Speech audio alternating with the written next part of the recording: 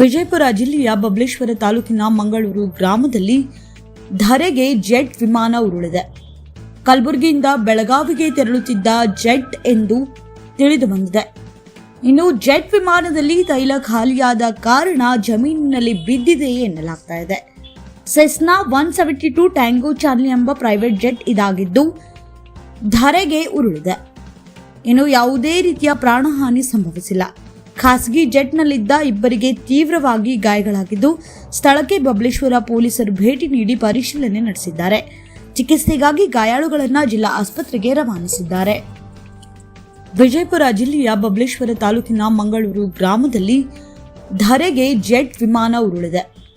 ಕಲಬುರಗಿಯಿಂದ ಬೆಳಗಾವಿಗೆ ತೆರಳುತ್ತಿದ್ದ ಜೆಟ್ ಎಂದು ತಿಳಿದು ಬಂದಿದೆ. ಇನ್ನು ಜೆಟ್ ವಿಮಾನದಲ್ಲಿ ತೈಲ ಖಾಲಿಯಾದ ಕಾರಣ ಜಮೀನಿನಲ್ಲಿ ಬಿದ್ದಿದೆ ಎನ್ನಲಾಗ್ತಾ ಇದೆ. ಸೆಸ್ನಾ 172 ಟ್ಯಾಂಗೋ ಚಾರ್ಲಿ ಎಂಬ ಪ್ರೈವೇಟ್ ಜೆಟ್ ಇದಾಗಿದ್ದು ಧರೆಗೆ ಉರುಳಿದೆ. ಇನ್ನು ಯಾವುದೇ ರೀತಿಯ ಪ್ರಾಣಹಾನಿ ಸಂಭವಿಸಿಲ್ಲ. ಖಾಸಗಿ ಜೆಟ್ನಲ್ಲಿದ್ದ ಇಬ್ಬರಿಗೆ ತೀವ್ರವಾಗಿ ಗಾಯಗಳಾಗಿದ್ದು ಸ್ಥಳಕ್ಕೆ ಬಬಲೇಶ್ವರ ಪೊಲೀಸರು ಭೇಟಿ ನೀಡಿ ಪರಿಶೀಲನೆ ನಡೆಸಿದ್ದಾರೆ. ಚಿಕಿತ್ಸೆಗಾಗಿ ಗಾಯಾಳುಗಳನ್ನು ಜಿಲ್ಲಾ ಆಸ್ಪತ್ರೆಗೆ ರವಾನಿಸಿದ್ದಾರೆ.